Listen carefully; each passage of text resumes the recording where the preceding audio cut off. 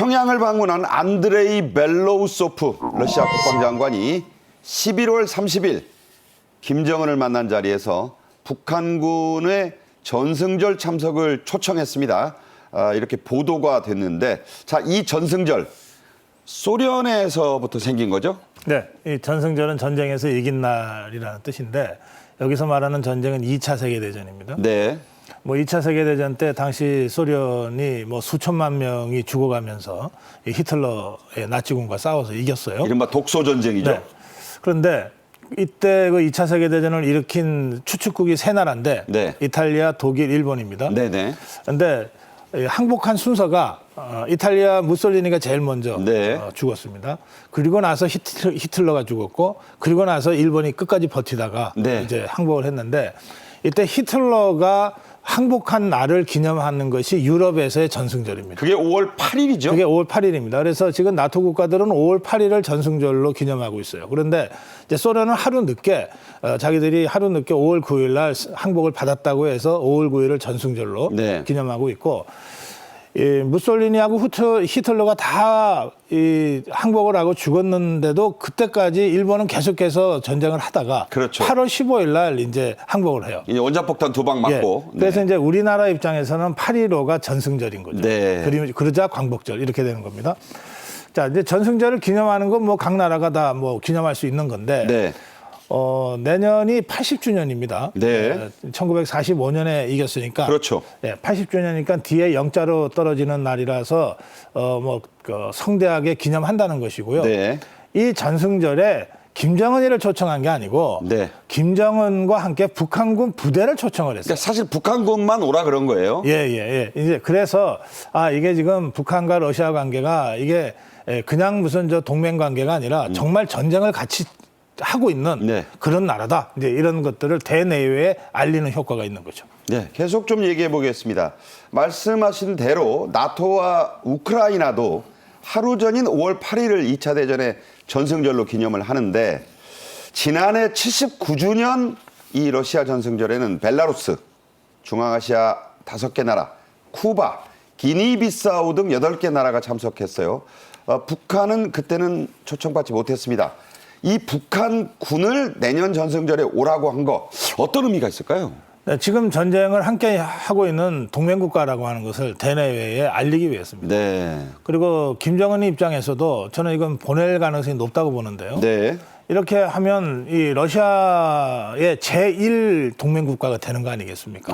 이 군대까지 파견해서 지금 이제 열병을 같이 한다는 거니까. 그러니까 저런 장면이 붉은 광장에서 벌어진다는 거예요. 그렇습니다.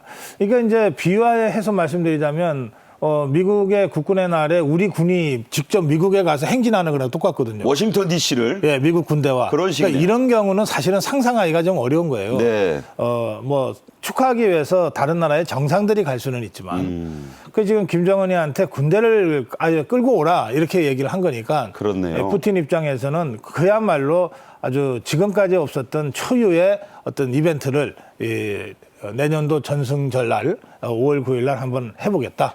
이런 뜻입니다. 만약에 5월 전승 9일 날 간다면 네. 푸틴하고 김정은이 나란히 붉은 광장 연단에 그래서 서서 사연하는 거죠. 예. 러시아군과 북한군의 사열을 받는다. 예, 좀 섬뜩한 장면 아닙니까? 같이 받는 겁니다. 그래서 이게 이제 우리 입장에서는 1950년 6.25 전쟁을 일으킬 때도 김일성이가 스탈린한테 여러 차례에 걸쳐서 전쟁을 하겠다 하고 허가받고 하잖아요. 2번이나 갔었죠. 예, 그리고 모택동한테도 지원을 약속받고 했잖아요. 네. 그때와 똑같은 이 상황이 다시 재현되는 것이기 때문에 이것이 물론 우크라이나 전쟁에서 나타나는 이 상황이지만 저런 상황이 장소만 바꾸고 무대만 바꿔서 언제 한반도에서 벌어질지도 모른다. 네. 그런 점에서 우리 입장에서는 정말 간과할 수 없는 심각한 군사적 도발이라고 말씀드릴 수 있습니다. 북한군이 5월에 가는 거는 확정이 됐고요. 다만 김정은이 그때 갈 것이냐 아니면 좀 더 앞당겨서 내년 2월에 갈 수도 있다. 이런 얘기가 나옵니다. 두 가지 날이 또 있다고 하는데 이건 어떻게 봐야 할까요? 예, 김정은이도 이 극적인 효과를 노려서 쇼하는 거를 아주 능사로 하잖아요. 네.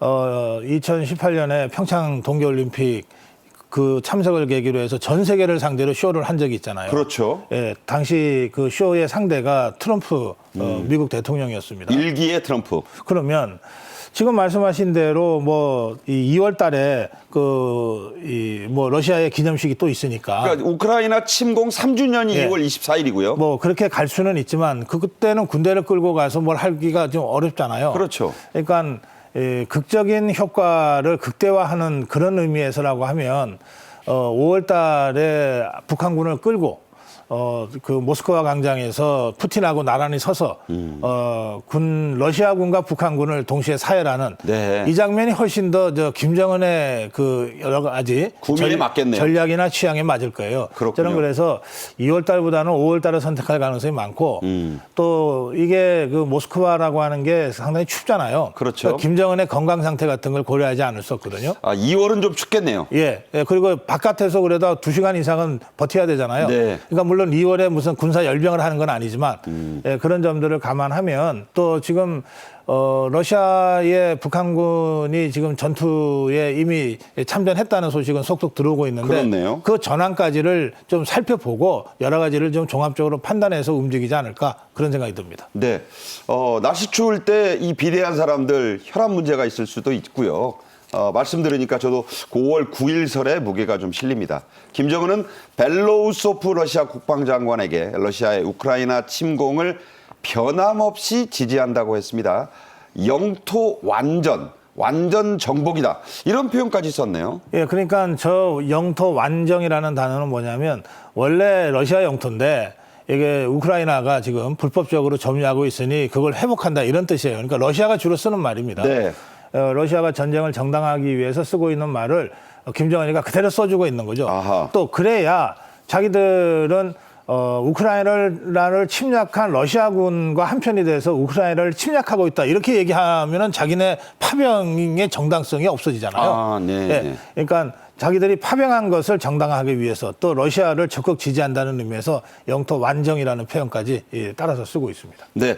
그리고 김정은은 러시아 영토 분쟁에 대한 직접적 군사 개입은 안 된다고 하면서도 네. 러시아의 대응은 정당한 방위권 행사다. 이게 그러니까요. 앞뒤가 안 맞는 소리를 또 했어요. 그러니까 저게 뭐냐면 러시아의 영토 분쟁이라는 거예요. 이게 국제 전쟁도 아니고 러시아의 내부 문제인데 네. 왜 다른 나라가 시비 거냐? 그러니까 러시아에 대해서 나토나 미국이나 또는 대한민국이 뭐 무기를 지원하거나 다양한 방식으로 지금 지원하고 있잖아요. 네. 우크라이나를. 네네. 이거 자체가 다 불법이라고 지금 주장하고 있는 겁니다. 그렇군요. 김정은은 벨로우소프 장관을 극진하게 환대했습니다. 벨로우소프 오른쪽에 바로 앉아서 김정은과 마주보고 회담한 크리보루치코 러시아 국방 차관. 이 사람이 단순한 차관이라고 보기에는 위상이 좀 있는 인물이죠? 이게 저 군수 담당, 방산 담당 차관입니다. 그래서 지난 6월에도 북한에 와서 그 방산과 관련된 그러니까 북한 무기를 러시아로 반입하는 문제를 의논한 사람인데 이 사람은 벨로우소프고요. 네, 그렇습니다. 자, 지금 러시아가 필요한 게 두 개 같아요. 전쟁이 장기화되니까 네. 러시아도 3년 이상 전쟁이 갈 거라고는 예상 못하고 시작한 거 아니겠습니까? 네. 그래서 자기들의 애초 예상보다도 전쟁이 훨씬 길어지고 있기 때문에 두 가지가 절대적으로 부족한 겁니다. 네. 하나는 인력, 군인. 두 번째가 무기죠. 아하. 그래서 지금 북한은 이미 무기를 여러 차례에 걸쳐서 진작부터 지원해 온 것으로 지금 확인되고 있습니다. 예. 여기에 더해서 이제 마지막에 군 병력까지 파견한 것이거든요. 네. 그러니까 무기를 지원받을 때 여러 가지 형태로 그 딜이 있었지 않겠어요, 협상이. 아하. 그러니까 당장은 받지만은 우월한 무기 체계를 갖고 있는 러시아 입장에서는 뭐 대신 주겠다든지 네. 그것을 주로 담당했던 이 국방 차관이 지금 함께 와서 그 국방장관과 함께 김정은의 환대를 받고 네. 또 물밑으로 여러 가지 형태의 그 협상을 하고 아마 돌아갔을 겁니다. 크리보루치코 차관은 6월에 혼자 와서 네. 차관인데도 김정은을 단독으로 만났거든요. 그런 예도 참 드물잖아요. 예, 북한에서 절대적인 존재가 수령인데 김정은이는 그러니까 아무나 함부로 만나주질 않고 네. 일단 만나주면 그것이 일종의 인증이 되는 거예요. 네. 이를테면은 우리 이제 대한민국에서 북한으로 이런저런 이유로 북한에 갔다 온 사람들 중에 김일성이 직접 만나준 분이다. 이거는 북한에서는 뭐 확실한 공인 인증이죠. 1호 만남이라고 하는 네, 거죠. 또는 김정일이 직접 만나줬다. 그러면 그 사람에 대해서는 김정일이가 죽고 없지만 김정일 동지가 만나줬던 분 이렇게 되는 거거든요. 네네. 그러니까 이제 김정은이도 똑같이 그것을 답습하고 있으니까 김정은이가 만나줬다는 것만으로도 그 러시아 국방 차관의 위상은 그 적어도 북한 내에서는 확고한 그런 것이고 이런 것들을 러시아가 모를 리가 없잖아요. 네. 그러니까 김정은이가 이번에 국방장관과 차관을 극진히 우대한 것은 그런 여러 가지 효과를 노린 거라고 할 수 있습니다. 그렇군요. 벨로우소프 러시아 국방장관은 김정은을 만나기 앞서서 노광철 북한 국방상과도 회담했습니다. 실질적인 얘기가 오갔죠? 예. 그 지금 무기 지원 문제가 하나 있고 또 아까 말씀드린 대로 군병력이 12,000명 정도 가 있는 걸로 돼 있는데 추가 파병 가능성이 계속 흘러나오고 있잖아요. 네. 그러니까 추가 파병 얘기도 아마 함께 했을 겁니다. 물론 뭐 북한 체제이기 때문에 뭐 노광철이 국방상이라고 하더라도 네. 뭐 김정은의 한마디로 모든 게 결정되니까 그렇죠. 그 별 의미는 없다고 할 수 있겠습니다만 네. 어쨌든 이 두 가지 얘기가 심도 깊게 지금 논의가 됐을 거고 특히 이제 무기 지원과 관련해서는 무기만 보내느냐 아니면은 무기에 그 소요되는 소모품 그러니까 포탄도 있고. 포탄이나 예. 총알을 보내느냐 네네. 아니면 무기를 보내는데 그 무기를 최소한 운용할 수 있는 그 이 부속 그 병까지 보내느냐? 그러니까 장비 운용 인력. 예, 그렇습니다. 예. 또 정비까지 포함해서 아니면은 이 무기와 별도로 군을 보내느냐 다양한 수준의 아하. 이 협상들을 해야 되거든요. 네네. 그리고 그게 따른 반대급부는 또 달라질 수밖에 없잖아요. 예, 그런 여러 가지 것들을 심도 있게 논의했을 거라고 생각합니다. 네. 벨로우소프는 국방장관이면서도 경제통입니다. 그러니까 대북 유엔 제재를 우회하는데 여러 가지로 관여한 인물이고 국방차관은 말씀하신 대로 러시아 방위산업을 총괄하는 장관급 차관이다. 이런 얘기가 되겠습니다. 한편 우크라이나 군이 북한산의 대전차 무기 불세4를 전장에서 파괴하는 정황이 영상으로 공개가 됐어요. 직접 보겠습니다. 네, 지금 저기가 이제 야간 적외선 카메라로 찍은 장면인데 드론에서 이제 이 파괴한다고 해서 지금 저 모습인데 불세포 체계라고 지금 우크라이나의 매체가 지금 주장을 하고 있습니다. 네. 자, 저 영상 이게 우크라이나가 워낙 그 드론 무기가 발달해가지고 다 드론으로 찍어서 저렇게 공개를 하고 있습니다. 이 영상이 찍힌 곳 일자는 언젠가요? 이게 이제 하르키우에서 찍힌 건데, 그러니까 원래 우크라이나 땅이었는데 네. 러시아가 점령한 지역입니다.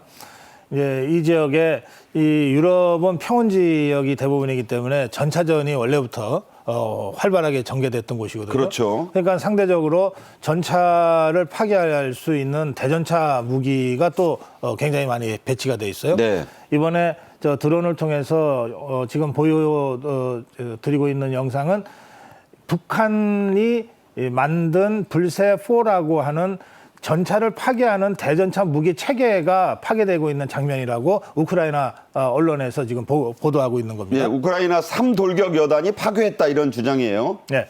근데 이게 그 대전차 이 대전차 무기인 불세4는 뭐 그냥 바주카포처럼 혼자서 들고 다니는 게 아니고 일종의 미사일 체계예요. 요격 아하. 미사일 체계라서 네네. 저렇게 시설물에 이제 응거해서 활동하는 것이거든요. 뭐 레이더도 있고 있습니다. 네네. 왜냐하면은 사거리가 10km에서 25km 정도 되니까 안 보이는 곳에 레이더로 확인한 다음에 쏘는 거거든요. 네. 그러니까 이제 저것을 파괴했는데 그럼 저게 북한 무기라고 하는 걸 어떻게 확인하냐?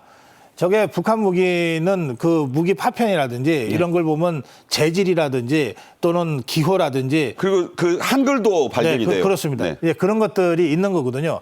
그래서 이미 이번에 이 영상 공개되기 전에도 불세4라는 대전차 유도 무기가 이미 사용됐다고 하는 정황들이 파편을 통해서 이미 확인이 됐고 그게 여러 번 보도가 됐는데 이번에 아예 드론으로 저 영상을 딱 찍어서 빼박 증거로 제시한 겁니다. 지금 말씀하신 고주필 말씀하신 그 증거는 우리 국정원도 지난 7월부터 파악을 하고 있었습니다. 불세의 파편이 계속 수거가 돼 온 거죠? 예, 그렇습니다. 뭐 파편이라고 한 건 숨길 수가 없잖아요.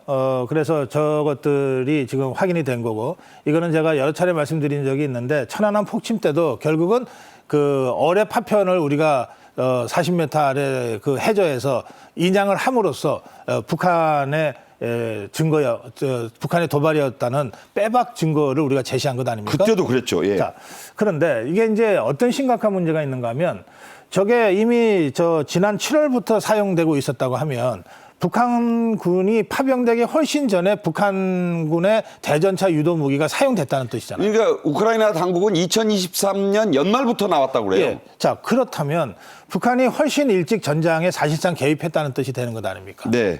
그리고 저 대전차 무기는 그 러시아도 대전차 무기 유도 무기가 있겠지만, 뭐 그것하고 좀 재원이라든지 운영 방식이 다르다면 러시아군이 사용했을 수도 있지만 북한군이 그 기본 요원을 파견해서 할 수도 있어요. 아하. 자, 그렇게 되면 북한군의 우크라이나 전쟁 그 참전이 훨씬 더 시점이 당겨지는 거죠. 적어도 1년 이상으로. 그럼 이게 당겨지네요. 무슨 얘기가 되냐면, 지금 러시아와 북한은 자기네가 맺은 군사동맹 조약에 의거해서 한다라고 지금 정당화하고 있잖아요. 그런데 그 이전부터. 그 이전부터 만약에 저런 식으로 몰래 이걸 했다 그러면 이건 전쟁 범죄 외에 훨씬 더 재질이 나쁜 것으로 이렇게 인정이 될 수밖에 없거든요. 그 점에서 이 불세포 파편이 수거되고 그것의 사용 시점이 2023년 말까지로 소급해 간다면 네. 이거는 국제사회에서도 러시아와 북한의 전쟁 범죄에 대한 비판이 훨씬 높아질 수밖에 없는 그런 증거가 되는 겁니다. 그렇군요.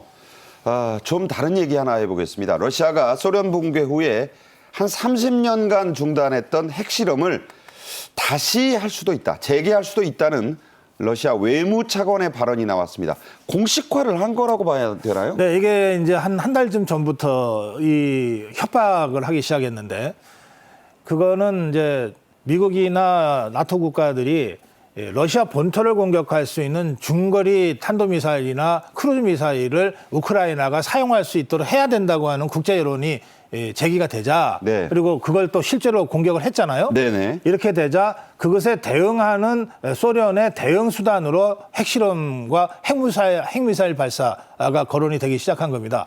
근데 이제 핵미사일을 직접 쏘지는 못할 거다. 다들 전문가들은 그렇게 봐요. 그렇죠. 이건 완전히 제3차 세계대전으로 가자고 하는 것이니까. 그런데 사용은 실제로 안 하더라도 협박은 계속 해야 되겠다라고 하는 게 푸틴의 생각인 것 같고, 네. 그러면은 말폭탄으로 엎어놓는 걸로는 이게 잘 안 되니까 네네. 핵실험이라도 하면은 진짜 할지도 모른다고 그냥 말소가 서방 아니다. 쪽에서 그렇죠. 그런 얘기. 그래서 핵실험 얘기가 나오는 것이고, 이 핵실험은 1990년대에 그 중단된 이후 30년 동안 러시아에서는 실험이 없었습니다. 적어도 예. 그런데 지금 푸틴이 이제 맞으면 이게 자꾸 쫓기게 되니까 벼랑 끝에서 거의 자폭적 심정으로 핵실험까지 할 수는 있어요. 그런데 그렇다고 해서 그 위협의 효과가 그러면 핵미사일의 직접 이 사용으로까지 가겠느냐? 이건 완전히 차원이 다른 문제거든요. 그렇죠. 그렇기 때문에 저는 이것은 협박에 불과하다, 그렇게 생각합니다. 네. 보신 것은 러시아가 만들었다는 48시간 동안 핵폭발에 대응할 수 있는 그런 시설인데 저게 다 무슨 소용인가 하는 생각도 듭니다.